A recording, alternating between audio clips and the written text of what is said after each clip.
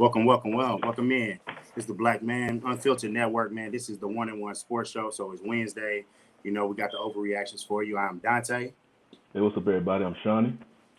And for some, it's a happier time of year than others. You know, Shawnee over here, a known Astros fan. 162 wrapped up today. So we got, Astros. They got the bye because they're doing the new thing with baseball. They have the bye. Obviously, college sports is full on going. NFL is, we passed that first with the quarter. It used to be quarters because of 16, so we passed the first four. And of course, as you see in the headline, we're gonna get to Tua Tagovailoa. But where you want to start off, Shawnee? You want to start off with some college? You want to start off with some pros? Where you at with it? Let's do the college, then we'll make our way to the pros. I know with the college we was talking about we're gonna do the top 25 and how some stuff like reshuffled from this past weekend. One game in particular that I was looking at, what was that? It was UK versus Ole Miss. That was a very good game. Had the ending. It's not controversial. It was a good ending, really, when they had a chance to win that game. But it was like, a illegal formation. And then the very next play, strip sack. Game over with. That was a good game, but that game knocked Kentucky out the top 10. They currently 13 now, so they dropped down 6 spots. The same 4, Alabama, Georgia, they swapped. Yeah, they swapped. Ohio State, Michigan, they've been there. Clemson's looking on. And I see now you got Oklahoma State. They went up 2. TCU had an impressive victory. Wow. They straight up embarrassed Oklahoma. They knocked them. They unfortunately, I know we're gonna get into that later. They knocked them out of the top 25, and in a dirty hit, they knocked that starting quarterback Dylan Gabriel. They put him out for a while which is really tough for them because, man, I know, one man's trash is another man's treasure. Lincoln Riley was not the trash of Oklahoma, but they treated him like that when he left because they're an elite program, a blue blood program, and they're like, well, we're fine. We got Venables, who used to be the defensive coordinator. And now to see what they're doing over at USC, and you can say, well, that conference is about to leave. Yeah, they jumped the ship and going to the Big Ten, and they got the coach, took your quarterback, took some more of your players, other players left, and TCU just made Oklahoma get into a place going into the Red River Shootout that I can hardly remember in my lifetime. I've been actively watching college football since '96, and there are some moments that still haunt me, like Quentin Griffith running into the end zone again. Like that runs over in my mind. Roy Williams jumping over for that sack, and just all of the letdowns like last year. I have not seen Oklahoma be in this bad of a shape. For me personally, maybe the year when Vince Young was on top, and I want to say they had that Adrian Peterson was there, and they had some quarterback there that was just a fill-in. Maybe that time period it was bad, but I don't think I've ever seen it be both unranked, and it you can't just talk about Oklahoma. That's impressive what TCU did. Very impressive to have a new coach. Looks like so far they made the right call, and they're moving, and it could mean a lot for them because with Texas and Oklahoma leaving the Big 12, Oklahoma State, and it seems like Oklahoma State, Baylor, and TCU are going to look to run that conference. So they're trying to get out to a head start. So that was a really good one. But I'll say what surprised me, top 25 wise, what's going on down there in Lawrence, Kansas? Like, that is a basketball school. Yeah, and I know it's a lot of who is it? No, that's K-State with Martinez as quarterback. Yeah. Kansas currently, because Kansas was not ranked along with TCU, they were both not ranked last week. TCU is 17, Kansas is 19. TCU, they had stretches like this, especially during the Thomason era, where they was highly ranked or moving up in the rankings. Kansas, no, like you said, it was a basketball school. But you see in some schools, the Big 12, as of right now, they are being represented fairly well. Of course, like you said, Oklahoma, Texas, you might as well I look at places like the Scratch Because there was a totally different team when they had Ewers as their QB. Yeah, You saw they was giving Alabama everything, yeah, and so but he went out. You can't really I can't really put that on UT right now. But what KU and TCU, Oklahoma State. Oklahoma State is in the top 10. And then we just talked about TCU and KU. As far as and then you got Kansas State. They 4-1. They ranked number 20. They right behind KU. So the Big 12 right now, they're representing pretty good yeah. because it was always about UT and Oklahoma. Okay. Yeah. And now you got these other schools that's representing the. Now it remains to be seen and see how it's going to be like once late November gets here.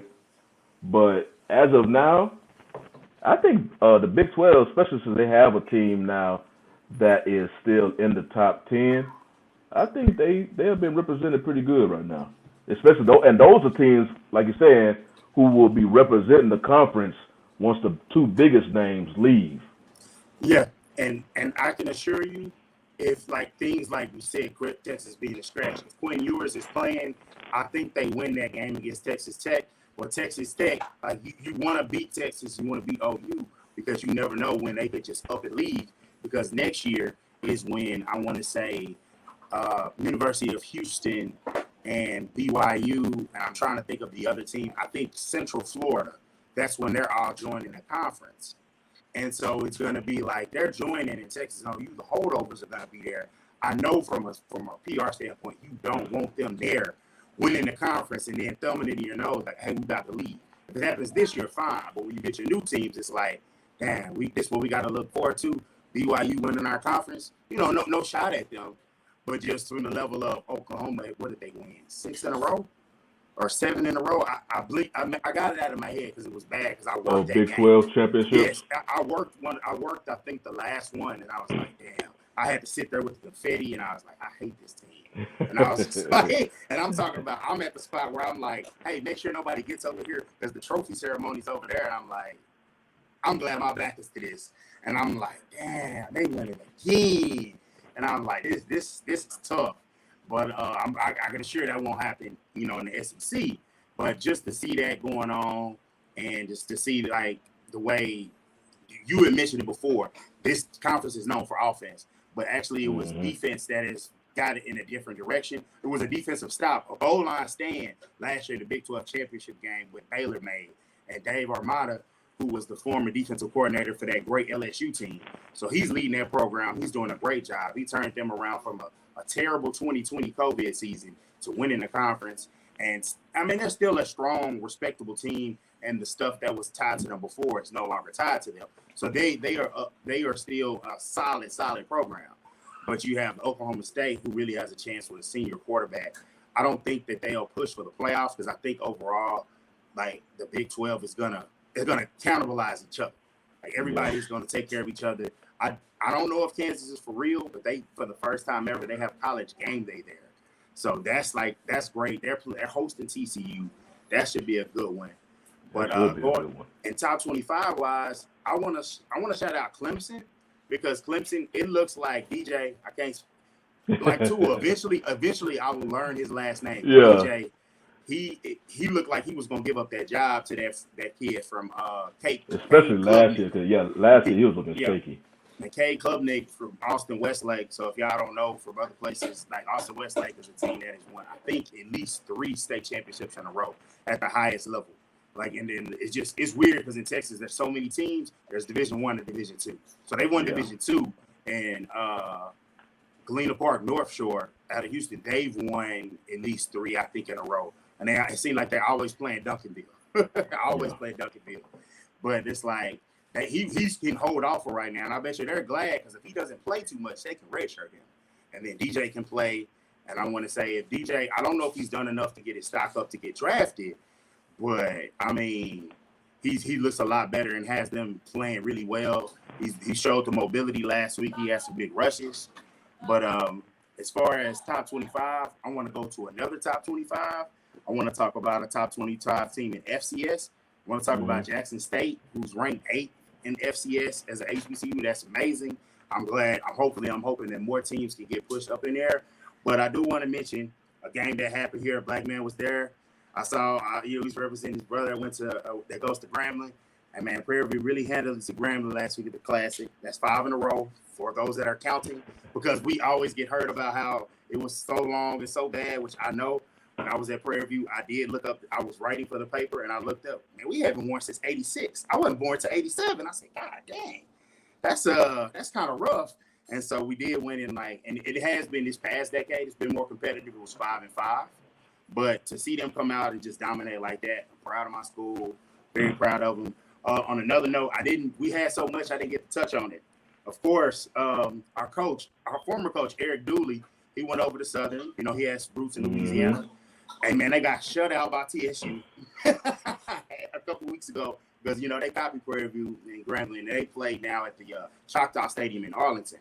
And so it was it was good. I saw it on HBCU Go. I suggested to anyone to find it if you want to watch some HBCU football, and I enjoyed it. And coming up this week, Dooley is returning to Prairie View, and I'm really excited to see that one. Some other games on the slate in the SWAC. I want to shout out to Jackson State again. Coach Prom said that Alabama State, you know, because if you don't know the full context, during the COVID season, they beat Deion. They beat Jackson State. And they put the Deion primetime draft picture with the phone up. They put it on the scoreboard. Yeah. And they beat them so bad last year, it was embarrassing. And so now you schedule them for your homecoming. And what he said was, this was like a money game. Like they scheduled, they know we're going to pack the house. I did see that the tickets for this game is sold out. He said, but there's another cost to that money game. And I was like, I love the spiciness that's going on because it's like, look, man, I haven't heard what Alabama State has said, but they are a great program. But what makes college great is I need the back and forth. I need the juice. And one of the problems that Coach Julie did have was the support of the team. And I do know, like from the history of Prairie View, they have a problem with like supporting. But I hope they pack the house, just like Alabama State and Jackson State is going to be a packed house. And I hope that, I hope Alabama State is ready to compete because so far nobody has really been able to make it competitive with Jackson State. And I want to see how it goes because it's a tough one. FAMU has bounced back. They're up to 3-2 now, and they're playing South Carolina State this week. And I want to say Texas Southern and Pine Bluff played, and Bethune-Cookman is playing against Tennessee State. And Alcorn, who's a strong contender to win the SWAC West because it's split up East and West, if you didn't know. And, they meet in the title game. And so Alcorn is playing against Mississippi Valley, who's 0-5. So I'm basically counting that as a win for them. So it's just really interesting to look into. I love the HBCU goal. I love that it was, I want to say attendance-wise, the State Fair Classic was 53,000 plus. And that was good. I didn't know that. Yeah. I've seen it before where it's like you see it and it's basically purple and gold on one side, black and gold on the other, and it looks beautiful. And it's a great job. It's one that they don't talk about enough, and because of HBCU Go, they've been able to televise it. Because when they talk about the big classics, they talk about the other ones, but they don't really give it. And I was like, bro, this is at the State Fair, and this is a packed house, and it was great. Unfortunately, I was there I had family day that day, and I didn't go. But I saw so much Prairie View representation, and I can tell you, Sonny, it brought joy to my face, to my eyes, to see them leaving at halftime. The other side, I was like, oh, I know how that feels. You saw the band perform, but you got to leave because it was 27-0 at half. I know that. Oh, I know that feeling. That's all good. They got their fix after the band, and then at the same time, they team getting killed. But speaking of PV though, just yesterday, their athletic director, the AD, stepped down. And now they got an interim. So it's going to be interesting to see. And I heard some mixed feelings about the interim. So it's going to be interesting to see how the football program and what direction. Because that's a lot of times that's going to be the first thing that gets touched. Yeah, that's the first thing that gets touched. It brings in the most money. Yeah. So it's going to be interesting to see. Because PV football has been, for the most part, I know a lot of people, when they still think about Prairie View football, they think about the past, the 90s. Yes. Yeah, no, it's not that no more. Yeah, it's definitely they done did a complete 180. They won the SWAC since, and then this last year they was in the title game. Yeah, so they are a SWAC champion contender, and they look like they on the same boat this year. Yeah. So it's gonna be interesting to see how with the new, even though he's an interim, and you know how the new AD is gonna, the football program is still gonna excel with the new AD. And Just the want to last throw two, that one out there. yeah, the last 2 points I'll make is I saw something. I read the story from the president, and it was just like, yeah, the football team had to wait a couple of hours, like 5, I believe. The story said, you know, to get a plane, you know, when they were going out of town last weekend, and still. And I think that was, it seemed like that was the straw that broke the camel's back. Still go out and win. So shout out to the team for, you know, for that. But just, it was amazing to me when I was covering the team, and it was 2007. And I read the stat that '07 was the first winning season they'd had in 30 years. And I was like, to cover it and to see the emotion and like to see the changing point and to see, like, I want to say in '08, '07, the game was close between Grambling. I was like, oh, I got to go. When in '08, it was a blowout. '09, they won, and then they won the conference, which actually started a slate up. They won, and I know everyone wants to say they cheated, but we still saw Texas Southern did win the conference championship in 2010. So, you know, TSU Tigers don't ever say I didn't say that. But I saw it in this SWAC chat. They were like, well, it was this. Well, what are you going to do? You going to give it to the team that they lost to? You in college, to taking things away or marking it out is the silliest thing I've ever heard of. It's similar to the baseball thing, to marking it like, no, bro, these records happen, these things happen. You may not like the way it happened, but it did happen. Because I saw you, Shawnee, talk about how you was mad about the break-ins over Aaron Judge, but 700 home runs, just nah. It's mainly, it was ESPN doing all the you know, the break-ins with Aaron Judge, and you know they especially in baseball. Fox was too. Oh, Fox on the Texas Tech game, they were breaking in, so they were. That's the thing. We are at fault. What you so right? 'Cause I was watching the game on. We are at fault too. We give the attention. We overgive the attention to the Yankees, the Cowboys, the Lakers, which I root for two of those three, and we give that attention. We give that attention to Brady. I'm tired of hearing about his marriage. We give that attention, and so it goes. So yeah, ESPN is the biggest, the worldwide leader. So yeah, they're gonna drop in and they're gonna push that steal. St. Louis is not a mark. It's a traditional, a great baseball city. Yeah, and it's a city that unfortunately lost its football team. So I'm sure in that area they do talk about the Cardinals a lot. It's a great team. Unfortunately, beat my team in the World Series. That hurt, but great franchise. Their 700 should have got more play. And I know Pujols, he basically was thrown out for dead. Excuse me, but I do see why he kept playing. I didn't realize he was that close to 700. Now it makes sense. Like, yeah, bro. Well, it wasn't because he wasn't doing this in the first half of the season. All of a sudden, he just caught this super surge. And I see you, Poppy. Appreciate all the shout outs you're doing on I see on the comments. But he had the surge in the second half of the season, and he just kept. It didn't stop. But yeah, I believe 62 is big. You know, I was cool with them, you know, celebrating the 62, because that's a whole nother debate about if you believe Aaron Judge is the home run king or are you still going to go with Barry Bonds. It's still Bonds, Bonds' numbers is still being, even though Bonds is not going to be in the Hall of Fame, his home run record is still in the record books. It's home runs, they still have it. They didn't cross it out. They didn't cross out McGuire. They didn't cross out Sosa's. So right now, with Judge, he's behind them. Until they actually go in there and cross him out, the home run record belongs to Barry Bonds. But yeah, and this thing about with baseball, I know they do the same thing with the Cowboys for football, the Lakers and basketball, but in those two sports, they still talk about the other teams. Yes, they don't talk about them enough as the big ones, but they still talk about baseball. You don't hear nothing really. I mean, as good as the Dodgers are, you still don't hear as much with the Dodgers as the Yankees. The Yankees by far is. Lou, he's definitely in my Hall of Fame too. Oh yeah, definitely. 100%. Oh yeah. Because if you remove this whole steroids thing with Barry Bonds, he still had Hall of Fame numbers. That's what I'm saying. Like, you can just take, if you got an issue with him using steroids, wipe that off. Okay, that means you're gonna take away the home run record. Okay, wipe that off. Even if you wipe that off, that portion of his career off, you'll still be looking at a Hall of Fame career. So I'm like, if that's the case, you know, but but that whole Barry Bonds, I could go on all day about that, but I won't, out of respect for what you were saying, Shiny. Yeah, man, like what the Astros are doing as far as just dominating that division. And I'll say this, as a Rangers fan, I would say that the Rangers public was saying stuff like this. They said, look, man, the last time the Rangers made the playoffs, they was like, you really should have did as best you could because the Astros are coming. It was known that they was coming. You knew the farm system. They had these players.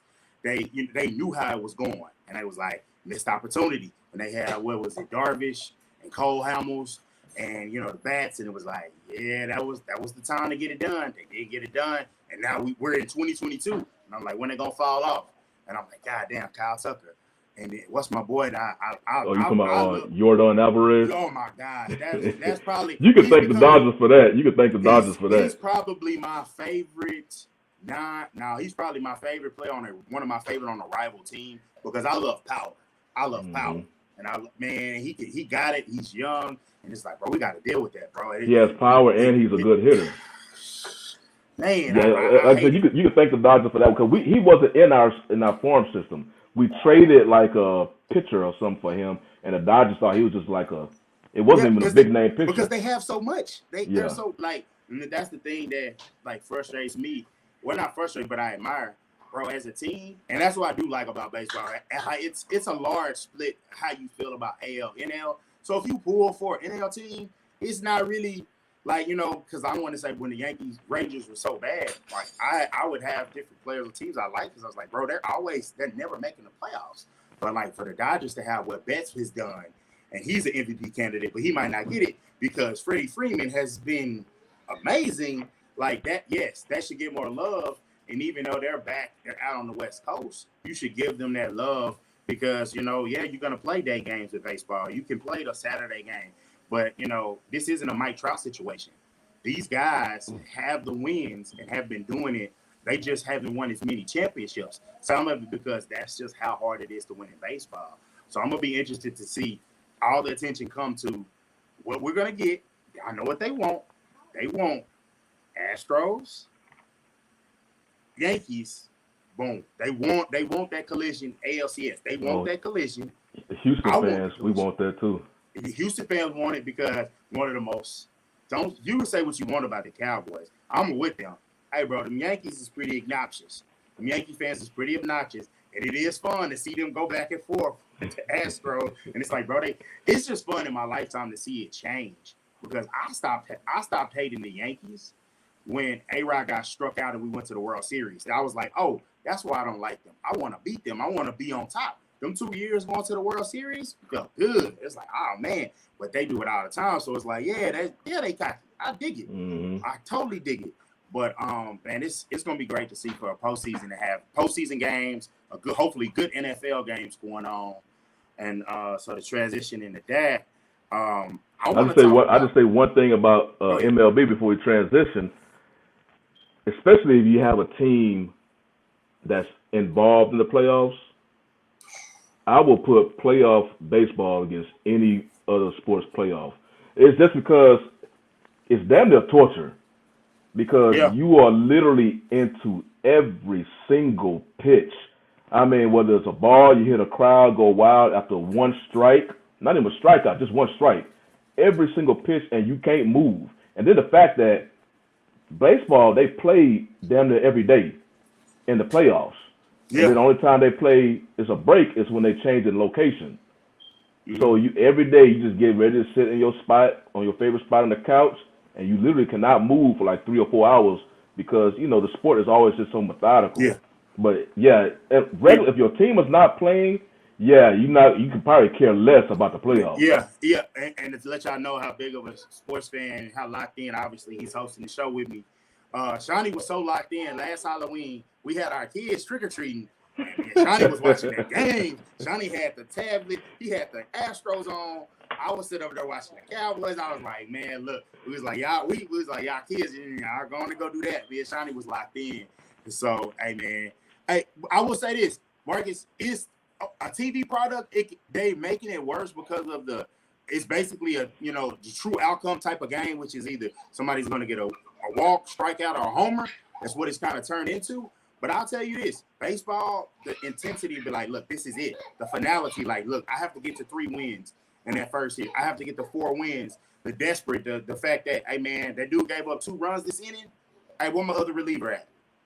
There's hey, they gonna take him out. Next year we'll see what happens with the pitch clock. But I get lost into it because it's like it's intense. And then just to see the moments to where it's like, okay, it's a big at bat. All right, you're pitching around, let's say an Altuve. Okay, then somebody else in the 7-hole, man in the 7-hole. You think you got an easy lineup? No, the Astros lineup is so good. That 7-hole, boom, he makes a big hit. Or who was that guy a couple of years ago? He just was a playoff monster. I can't remember his name. You talking about Carlos Correa? Yeah, not Correa. It was from another team. It was Carlos Correa. Freeze. The guy from that's that I think of. The guy he played. I know he played with the Cardinals. Oh, I think David Freeze. Oh yeah, he's a like Rangers. That. He's a Rangers killer. That's why I bring him up to piss off Rangers fans. Oh my gosh! I was like, bro, I swear you're never like this. And then guys like that, and that's what's good about the postseason. That's why I like look. As I've gotten older and understood more, like I still can't tell exactly what pitch is coming until they tell me, like, oh, that was a secret. But people that can tell it from that's this. I love that, but just be able to play the game to see next year that there's no shift and it's just like, hey, we're playing straight up. Let's go. I love that. So I really appreciate the baseball offseason because it's crazy is I got the number. The Mets spent 100+ days in first place. The Braves spent 8 days in first place and won the damn division.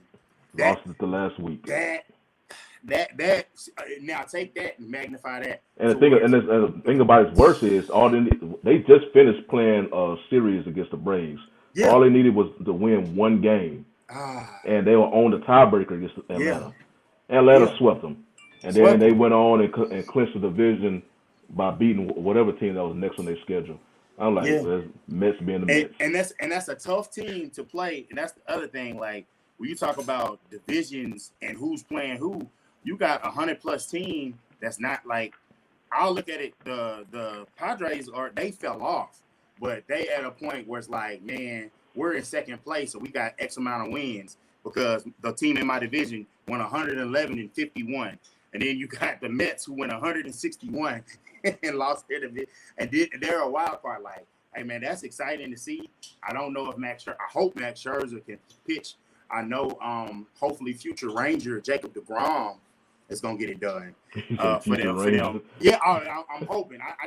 I was excited just to see like we signed some players and pay attention to what they're doing and pay attention to the young guys. But I do want to get to some of a quick on this NFL as we lead into the Tua conversation. Mm-hmm. So I'll talk about one of the biggest games, even though it was a 12 o'clock game. Lamar was not able to pull it off for me against the Bills, which was crazy because I'm like, I was watching them and the Cowboys, and I was like, come on, pull it off. When they went up big, I'm like, okay, they have to figure out we can get up big because we got the turnovers. We have to get the stops when we get it, which means we need some pass rush and we need the secondary to play well. But the offense can't take their foot off the brake. Lamar has to figure out how to score some more points. I don't know if the offensive coordinator is going to be able to help him that much, but he's going to have to figure out how to get it done. And that's something it's fixable. He's making the plays from the pocket. Of course, the rushing is always lethal. He has to figure out we got to find some offense, whether it's going to be him running the ball to get a crucial third down, or whether it's going to be going to Bateman, who had a bad drop, but he's looked like he's a player. Duvernay looks like he's a player. Hook him, But they got to figure out a way to get it done. Josh Allen did, but I can't see Josh Allen going to the Super Bowl. Bro, it's all on him. Like what did the week before that Ravens game, he had 62 attempts. You trying to lose. 62 attempts. Well, speaking of Josh Allen, that brings me to the topic that we brought up earlier about pretenders versus contenders. Ooh. We can pretty much. I mean, I think it's pretty much easy to determine what people may think are the contenders. You got right now, I normally like to go by after the first quarter, and then I can make a better prediction of teams. This is week 4. This is week 4 we're going to. No, this is week 5. This is week 5. So week 5. So we got 4 games now. So now you got a good taste. Stuff still can change, but you got a good taste of how a team's going to be. So you got contenders. I think the Eagles are legit. Through 4 weeks, they're contenders. Huh? I said through 4 weeks, Hold on, you said, Yeah. Josh. Through 4 weeks, the Eagles are contenders. So I just go the That's a easy good one, stuff. bro. That's a good one. Might as well. That's wild. I appreciate him compared to anybody except for the Cam Newton. That's the one they always got on my nerves. But I mean, I get where they're going with it. My thing is and especially it kind of pisses off Lamar fans. What's up, Hank? What's up, bro? Yeah, he's just getting on. But my thing is, what I like to do is piss off Lamar fans. I'll be saying the way Josh Allen gets, I guess, put on the pedestal, I think that's the way that I believe Lamar Jackson probably should have been by this time in his career. Because Lamar Jackson, for the most part, you still have the same. No, I think he's a great quarterback because he does what it takes to win a game. But you still have the same questions about Lamar Jackson that you did his rookie season.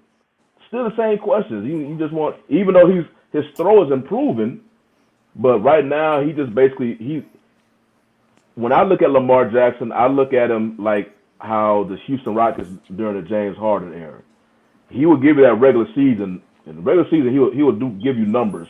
It's all about the postseason now. Or big moments. Like that was a big moment. That was a big regular season moment. And I know Hank is smiling because he always says it. So Hank, you're looking real good on that one this week. You're looking real good on that one. I picked the Ravens. It was at home. It started off great, but you gotta finish. You have to finish. And I will say this: it's unfortunate. It's real unfortunate. But the way he could lean on that defense, you can't lean on that defense right now. And I know people killed Harbaugh for what he did. Bro, he didn't trust that defense. And then you're thinking, if he doesn't throw the pick, what happens? They got the ball on the 5. That's a 3 and out. I get the ball back. Most accurate kicker ever, field goal. I'm not mad at him. I'm an analytics person. I'm an analytics person that I've embraced it, but I still look at it with my eyes though. I'm not all in on analytics. I'm not all in. Appreciate that. Yeah, it's a mixture between analytics and football. You gotta have in a field because football is still a field. Like, hey, I feel like I can get this right here. I feel like I can do this, and I just think that hey, eventually Harbaugh is gonna be right more times than not. Look at his coaching record, he's gonna be right more than he's not. But in this another matchup, Josh Allen got the dub.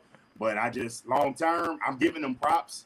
But long term, I don't know if he's gonna be able to sustain it without a running game. They need to either fix it with their line or make more of a commitment to it because there's nothing wrong with a running game, bro. There's nothing wrong with it.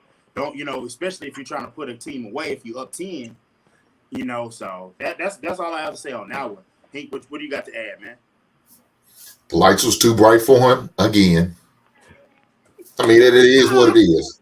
Right now, I think he's 0-2 against Josh Allen, ain't he? I mean, I know they lost last year. I think so. And then they lost again this year. I mean, look here, man. They couldn't score. Did they score any? I don't think they scored a point in the whole fourth quarter. No, I don't think so. I gotta look that up because I'm trying to see if they scored anything in the second. No, they didn't score after they went up 20-3. They didn't score any more. Period. Damn. Yeah. So what is that saying? What is that saying about this guy, the quarterback? He's just not coming through. Every time he finds a way to jack it off, man. And I mean, but I know Shawnee's hurt by it. I understand, man. No, I'm hurt by it. Hey, I got him in fantasy and he ruined me because he only got me 17 damn points. And he normally averages about 27. But he only got me 17 and it cost me a win this weekend. But that's a different story. But I was gonna say you could put me on there because I ain't gonna lie. I'm a Lamar Jackson defender. And backstory, Ravens on the team that the Cowboys play very much. And my best friend, he Ravens fan, so I'm like, I can rock with them. I was like, I ain't got no problem with them. I can pull for them or whatever. But the fact that so many people, he's a this, he's a that, and then especially when it comes from white fans, it's a racial component. So I stick my chest out, and then every time, bro, I stick my chest out. Then I gotta. You gotta come through for the brothers. Hey, look at you like that's that my golf, whole thing when I go head up out the hole and they keep knocking you on the head with that mallet. That's my whole thing about it. When they the big Lamar supporters, I say Lamar is a great quarterback. He does it in a different way. but he's successful in that. But for whatever reason, it does not translate to the postseason. A lot of times, okay, and even in the regular season, the big games, but he still wins. He still posts up hella numbers in the regular season.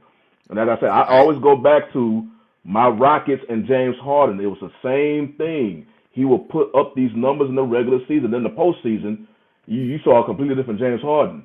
Oh, Lamar, he doesn't. He just yeah. So I'm just like right now. I expect great numbers from Lamar in the regular season. So I don't look at Lamar's regular. I know what he's gonna do. He's gonna put the team on his back and lead them to a lot of wins in the regular season. So I don't look at that no more. Now I look at Lamar. What are you gonna do in the postseason? Okay, you won a MVP. That's great. That was several seasons ago. You got another dude though, who came and just took over your spot, and that's Josh Allen. He came and they gave him a receiver and Stephon Diggs, yes, and he took that and exploded. I mean, I can't remember I've seen a quarterback so night and day from year one from one year to the next year. It's the greatest statistical jump from a quarterback we've seen. But that just shows it shows he already had the talent. He just he wasn't blessed with the same abilities as Lamar had, and as far as the weapons, I mean, Baltimore had opportunities to draft receivers and all that. They chose not to. They kept getting linebackers and linemen. Okay, and that's cool. They drafted Hamilton in the first round when they I said that's cool. But you also got to realize you got a quarterback here whose his only friend is a tight end. His only good receiver is a tight end. And his tight end's not breaking 40 to 50-yard runs like that. So he's not opening up where the run lanes for the running back to run. And another thing, he doesn't hand the ball off.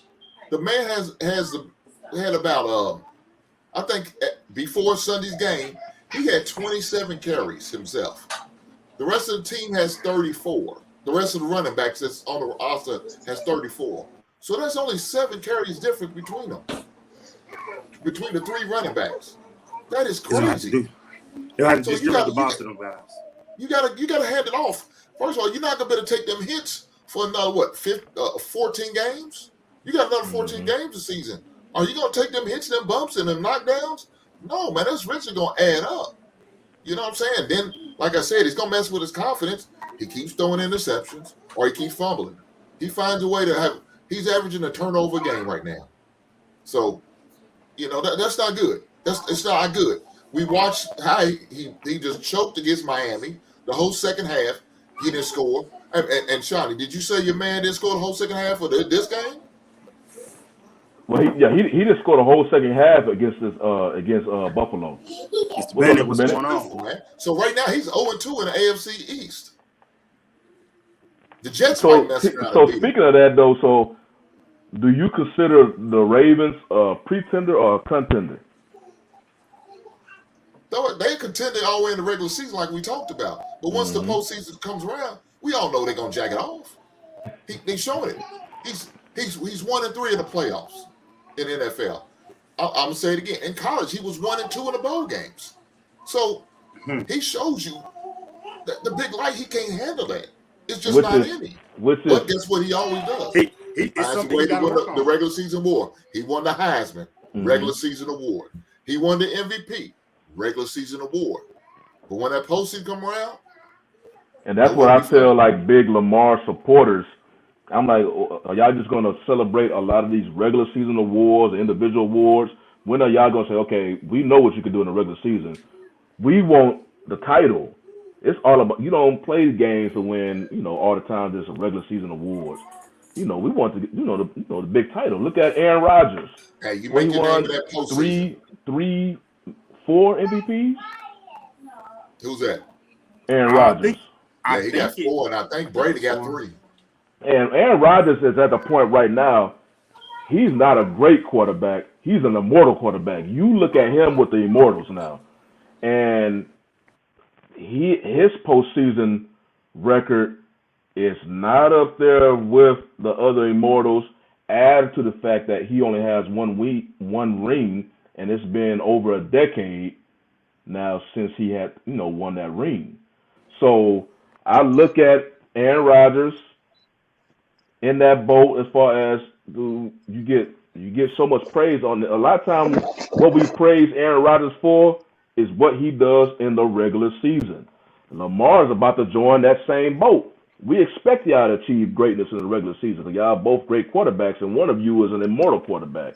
And I think Lamar may ultimately be like that too because he's so unique in his style. Because we have never seen a quarterback able to run like Lamar. It used to be Vic, but he's better than Vic. That dude, he will strike the fear in the teams once he get out in the open field. You ain't catching him. So he does it in a different way, but he still, he can still get W's, except when it comes to that postseason.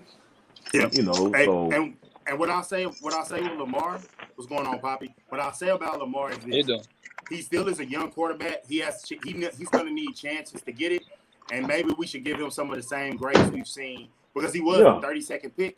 And there's a guy that you said he was 1-2 in the bowl games in Louisville, right? Mm-hmm. What was Peyton Manning record against Florida? Over. Peyton Manning could not get it done. I'm talking about this guy he used to be known as the guy that's going to get the number 1 seed. They were going to take their foot off the brake, and then you were primed to upset them in the division. Yeah, but you talk about that's only one team. His bowl record is good in the postseason for Peyton Manning. His bowl record, as far as college, was good. He was like 15. You talk about NFL or college? 1-3. I mean, Kentucky beat him right before he left. Matter of fact, the year he won Heisman, we beat him. So I mean, it is what it is. But I just don't think.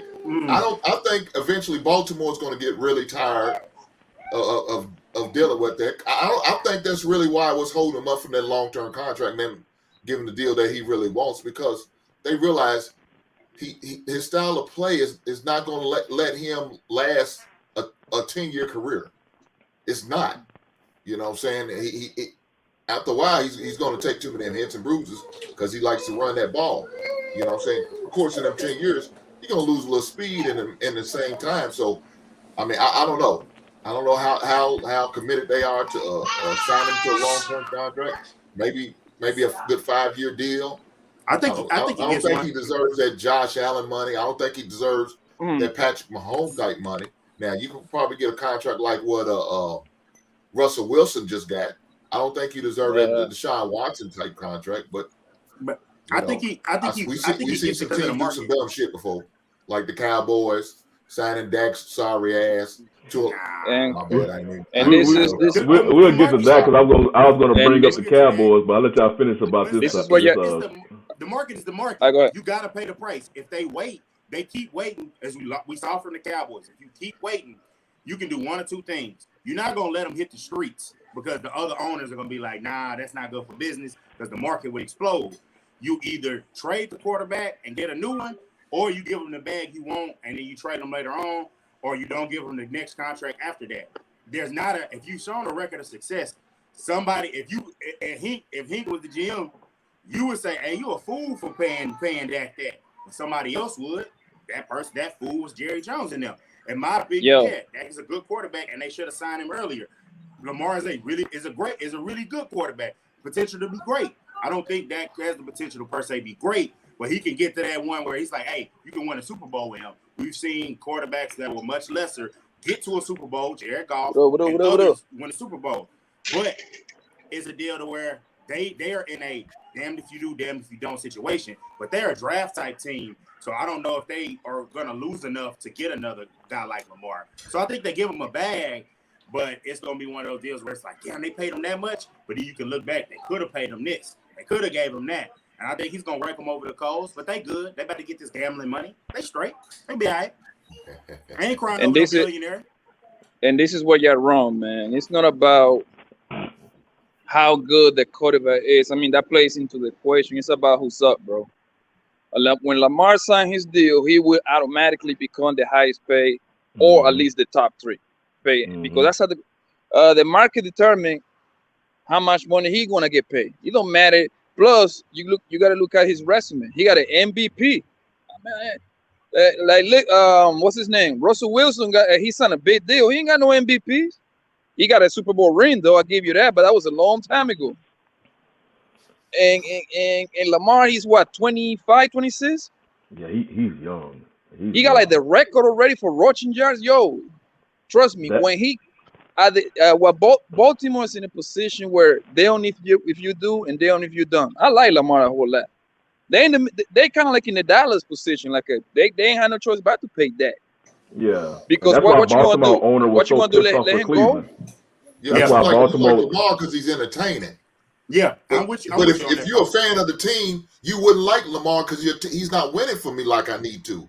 I need him to get in the postseason and produce. I mean, we had Joe Flacco. Joe Flacco had a rough regular season, but guess what? He had a hell of a postseason record. Yes, it did. And if we had him win that, we had guys like what's that? Trent Dilfer win us a Super Bowl. We just had to put a good defense around him. Yeah, so, but here's the thing. They got a decent defense. You know what I'm saying? Hell no, your defense trash. Not now. Yeah, that defense trash, bro. It's bad. Who's they not getting to the quarterback. Hell yeah. Yes. They get. I can throw 200 yards to that defense right now. Man. They invested enough draft picks in there where their defense should be good. Yeah, they probably them draft picks, especially in the passing game. But here's the thing, though. The thing with Hollywood Brown wanted to get out there for a reason. He wanted to leave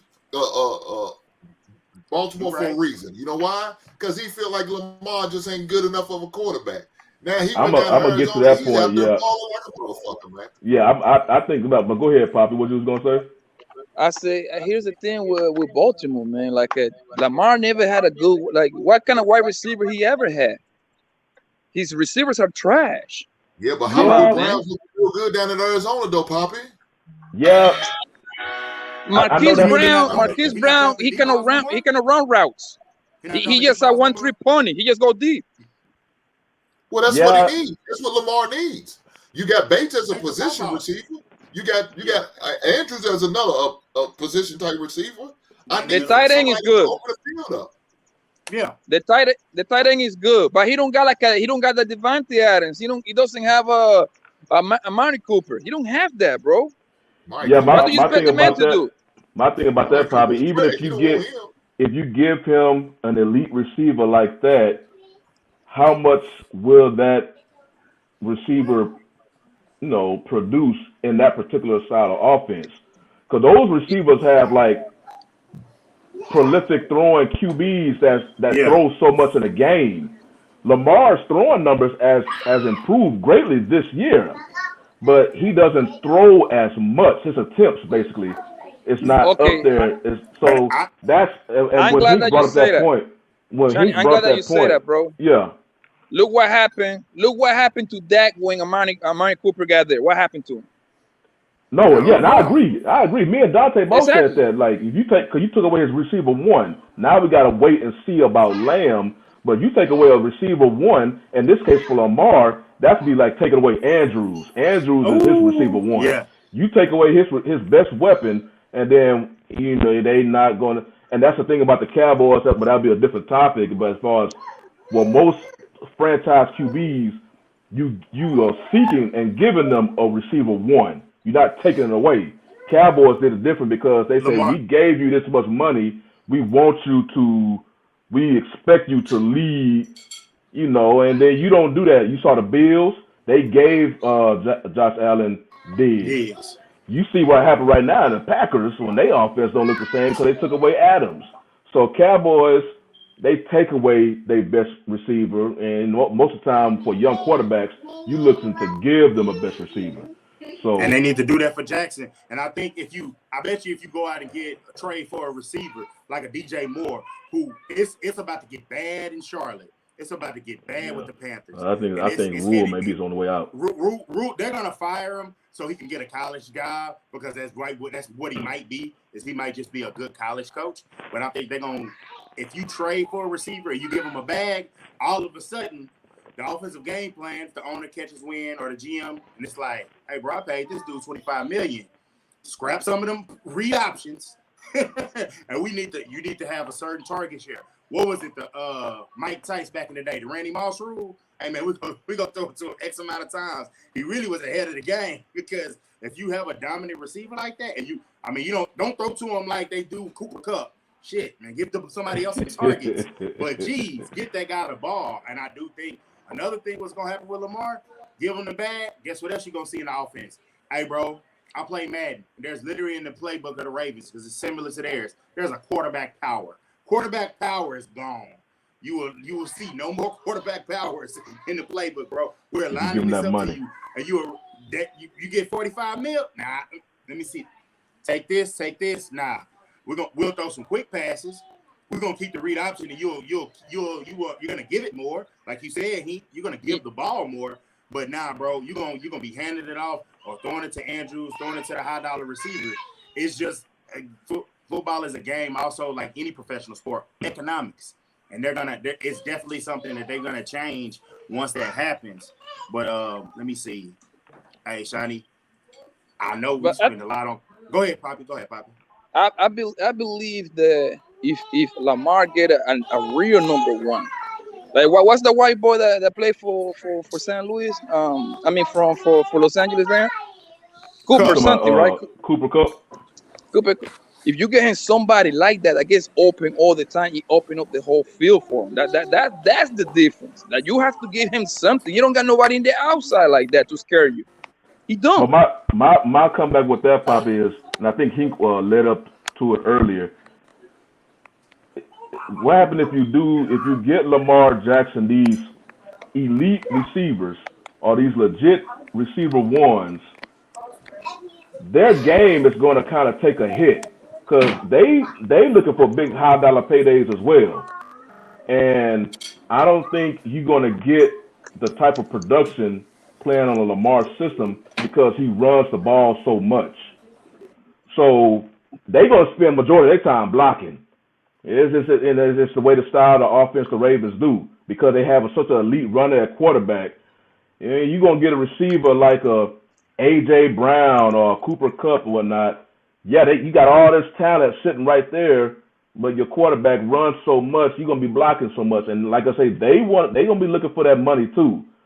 So they want to go to a offense where they throw the ball a whole lot more. They get more attempts so their numbers can go up and get the big money deals as well. So I think that's kind of like the scale or whatnot with Lamar Jackson. You know, you want to be on an offense where you may be finding yourself any given game blocking a lot, almost kind of like how the 49ers are with Garoppolo. You know, they block a whole lot. It's just so they got a game breaker and Deebo Samuel. But you don't see them always, these high market receivers, looking at them as a destination in free agency. They don't want to block all the time. Well, one of the problems is Lamar needs to speak up. If he feel like he needs a number one receiver, he needs to let me know. Yeah. He needs to have conversation with owners, with his coaches, say, hey, man, you got to give me some receivers. I appreciate y'all getting some defensive players. I appreciate you getting this running backs. But I need me a receiver. I mean, if he's serious. But, I don't, like I said, he's a hell of a regular season guy. He's going to put on a show. He's going to sell tickets.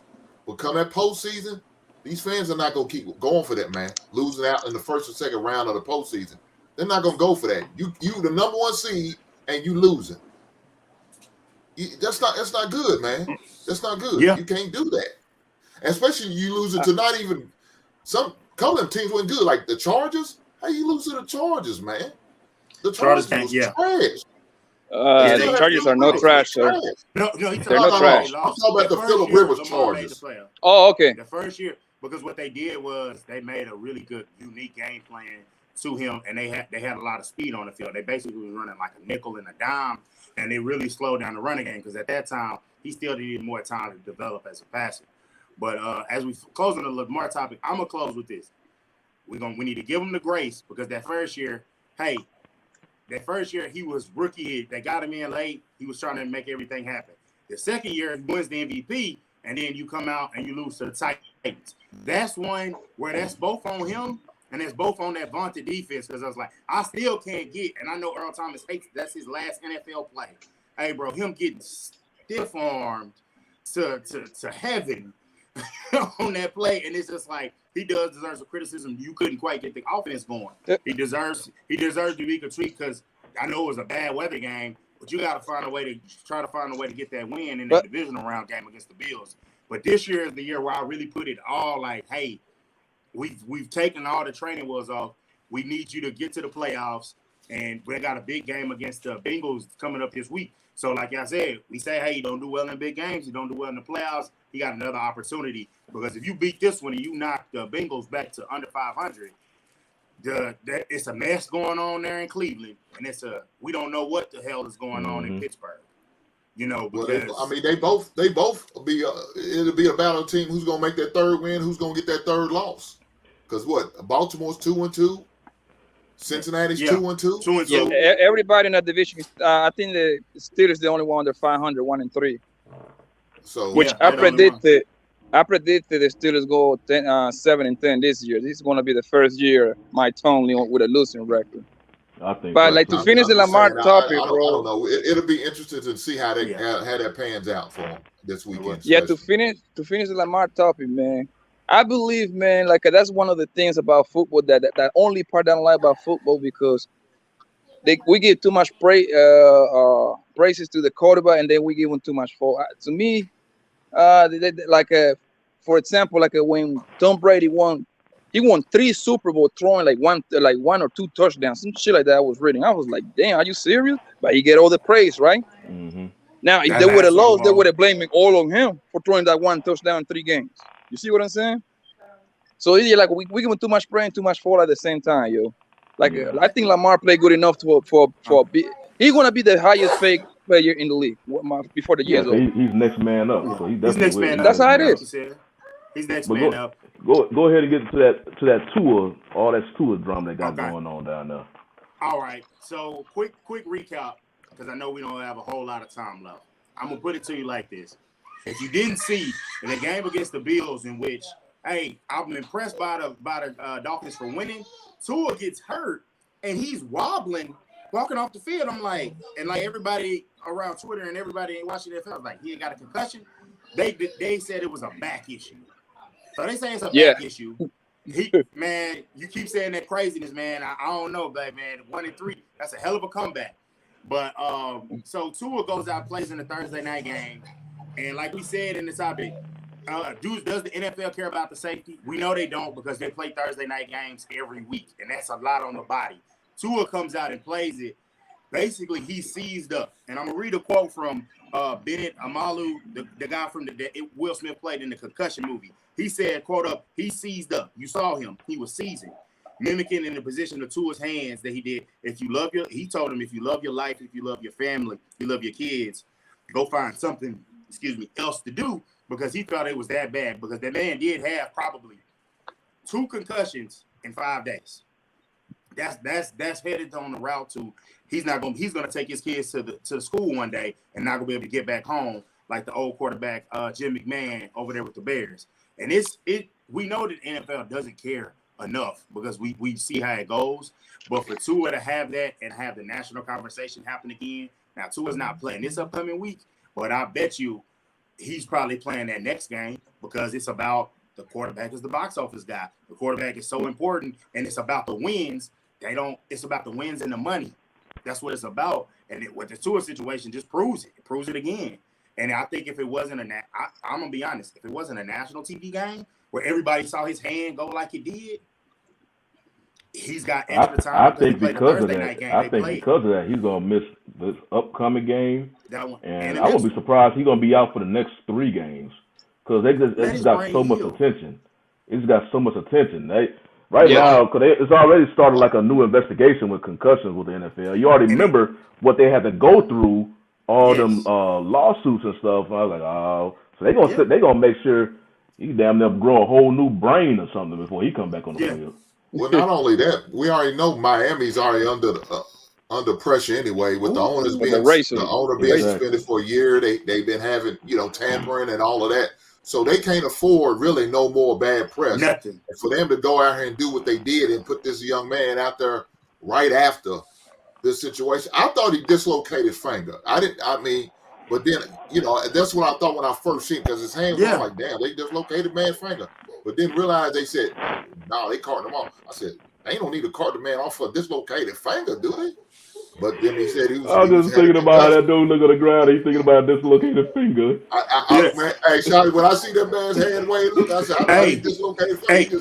He didn't want to move. That's no worse than when he was wobbling off the field. They said, "Oh yeah, he got a back injury." Look at that shows right there. That's a lot. Oh man, that's a lot. And then, hey, but not only that though, man. The man already had a couple concussions while he was at Alabama. You know what I'm saying? So this, you know. That's unacceptable. He got a history there. He really needs to take care of himself and look out for himself, you know, and do what he needs to do for himself for the long haul. Because at the end of the day, football's not gonna last forever, and you're gonna hopefully you be on this earth for a few more years enjoying your life. But you don't want to enjoy it until the point where you're dependent on, you know, a nurse to come and see you every week to help you or feed you or anything like that at the early age of 25 or 30. You know what I'm saying? That would be crazy. He's got to seriously sit out a good amount of time. And to be honest, he's in those Heisman commercials because he did win a Heisman. Hey man, you might need to lean into that. And to be honest, the NFL, the owners, they would look bad. They're gonna pay you the rest of that $30 million that you owe from the rookie deal. You might want to seriously think about stepping away if it or taking some time away, because that's something that could crush the NFL. And they're going to monitor this closely. But he has to say, I can't look at it through the NFL's eye. I got to look through it through Tua Tagovailoa's family's eyes. Because, damn, that's a lot, man. That's a lot. Man, that thing, I don't think, I have seen a lot of stuff in football. I never seen that kind of concussion, that the way that he looks like he was throwing gang signs when he was on the floor. That's what it looked like. He was throwing gang signs. Like the West Coast was saying. But that thing, man, with Tua, he just he should have never be playing that game, number one, because like my man saying on that against that Buffalo game, my man, you can tell that was a concussion. Every time that you get up and you wobbling a little bit, they rung his bell. That's what we used to say when we used to play ball in high school level and shit. They rung your bell, yo. And he just like with him. Most likely, because I was reading that it's a lot of ways to beat those concussion tests. It's plenty of ways, especially when you're the quarterback. You see what I'm saying? It's a lot of loopholes to beat those tests. So I'm pretty sure Tua he found a way to beat the test. But let's be honest, man. We all know that the NFL don't care about guys like that. That's not a secret. That's not a secret, right? But let's be honest too, though. You gotta understand that Tua. He's on his rookie deal, so he really haven't seen no money yet, even though that his rookie deal is about $28 million, right? That's a lot of money. That's most money a lot of people will ever see, but he playing for that $150-200 million payday. You see, let's be honest right here. So he need to at least play another his rookie deal will be done in another 2 years. That's when the statute kick in. And then that's when they're going to offer him the extension. Most likely he get one of those 150, 200, $120 million guarantees. That's why a lot of these players play, man, for the guarantee money. After that, nothing else matters. I think it's also with Miami. Miami, for the first time in a while, they find themselves, even though it's early in the season, off to a great start. It was a lot of noise being made between that Dolphins and Bills game. So they playing for first place. They was trying to stay undefeated. And then when that whole original, what we think of concussion or whatnot, that happened against Buffalo. But, it's a big game. So I think it was on both sides. They were trying to figure out the best way to, hey, real quick, Bobby, Black Man, he was talking about you looking like Venus Williams. Man, he was firing you up in the comments, bro. He was firing you up, bro. He said you was looking like But yeah, I think it's more with Miami. I think because they always say teams need to protect players from themselves. So I think it's a mixture with Tua potentially being selfish and Miami as a franchise being selfish. Because they saying, we got we have a chance to do something special now because they invested all this money and capital with these receivers they have now for Tua. Yeah. And it was working. and you know they was winning. They was on the verge of beating what many people think are Super Bowl favorites this season. So all this is been added to the pot.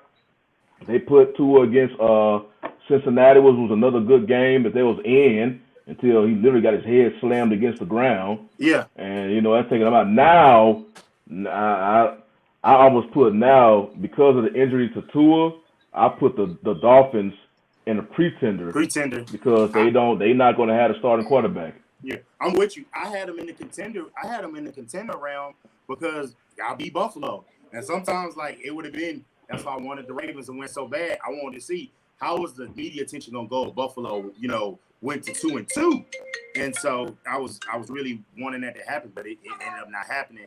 And so, but for sure, Tua has to do his best for him. I'm almost certain they play the Vikings, who are 3-1. I'm almost willing to bet money, unless the developments change, and they say, "Oh, he's doing good." If we see him on the sideline and everything, and they're saying that things are going well, practice for the NFL is on Wednesday. We're gonna practice next Wednesday when we doing this show. He's gonna have already practiced, and he's gonna be on track to play because it's gonna be like, "Hey, neurologist," and then like they tried to CYA. I know that the independent neurological doctor got fired, but they tried to see. He was a fallback, man. Yo, Tua is you ain't gonna see Tua playing for at least he gonna miss at the bare minimum the next 4 games. You might as well book it. Book it. So too. Because for the simple fact that this bring a lot extra hit for the Miami Dolphins, they in a lot of drama right now. And the last thing they need is Tua doing press conference and answering extra questions. They're gonna put that nigga in the motherfucking closet and lock the door.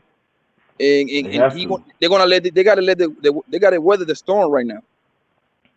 So you don't expect to see Tua until middle of November, bro. Close to Thanksgiving. That's my estimation.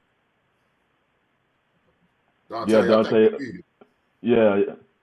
He's having a whole conversation too. Hey, Bridgewater didn't play bad when he got in the game, though. What's that, KP? I said Bridgewater didn't play bad when he got in. He didn't. But you saw the. The funny thing about it is the whole offseason it was about whether Tua can use the speedy weapons the new weapons that he had, he got, but he was using it. When Bridgewater got in there, you saw he could throw downfield passes. Yeah, you saw the same old dink and dunk. He didn't expose that deep threat. So maybe he has to get more comfortable. I think he's gonna have a nice time to get comfortable. But now the questions that they was asking about Tua in the offseason would be the same question that Bridgewater. But Bridgewater. But yeah, it looks like KP. Unfortunately, man, you logged in right. We're getting ready to close out, and Dante up there. You good? He was having a whole conversation. I don't know what point he made. He said he had a solid point, but nobody heard him. Well, hey, I was reading his lips, and I'll tell you what he said. He gave a whole lecture up there. Teddy Bridgewater can't throw over 10 yards, so Waddle's gonna be pissed at him. But Tyreek Hill gonna love him because he knows he love him dink and dunk passes. Are you able to hear us now, Dante? He's still in a witness protection program. Yeah, he in the metaverse already. I think Buffalo is the favorite, guys. I'm just telling you. I think they still are the favorite. I think they still are the favorite. Favorite overall, favorite in that division. The favorite overall. It's a sentimental thing. NFL plays storylines a lot. If y'all remember what happened in Buffalo in the beginning of the year, y'all remember that, right? Yeah, but I think Buffalo. I think they suffered some recent shootings. Yeah. Oh, you talking about What they got to do with the Bills? It's a sentimental thing. They just got a stadium. They got a new stadium approved right after that shooting. Oh, so you think they're gonna bring the team together? Man, they got it. They got to get it. They got to get a city winning football team to be able to run that out there on them with that $800 million that they getting from the people. Yeah. Well, all I know is a black cat running around Buffalo. They got a winning team right now, so it's going to be interesting. One thing we know for sure. I don't have no faith in no team in an NFC right now besides Philly. I mean, team that looks real. All I know is a team that lose 4 Super Bowl straight, they would never win. He's over. Man, that was 20 years ago, Poppy Blanco. It don't matter. It can be 50 years ago. That got Mark over there. Man, Y'all got a black note, cat on that stadium, bro. Go ahead and close it down, man. They got a chance. That's my Cowboys, man. Last time we won the Super Bowl, man. But on that note, man, we done unfortunately we done reached that time, man. It's time to close us out. You back with us, Dante? I'm back, man. I'm sorry. I'm at a hell of a point about the union sticking together. Y'all didn't hear nothing. He said I had a hell of a point. I know you did. I told the guys what you was talking about. Yeah, man. I read your lips. I knew what you said. But I mean, hopefully they look out for him. But hey, man, I appreciate y'all checking in. Heek, as always, Poppy, everybody in the chat. I appreciate y'all. But I might have a different tune next week if the Cowboys is 4-1. I don't know. I don't think they win.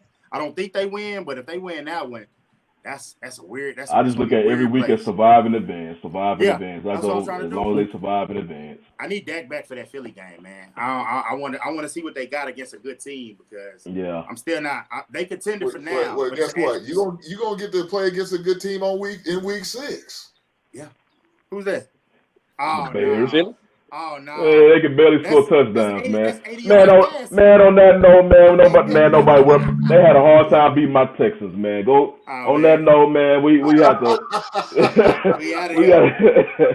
We'll see y'all next week, man. Appreciate y'all for joining us, man. Peace. Peace. All right.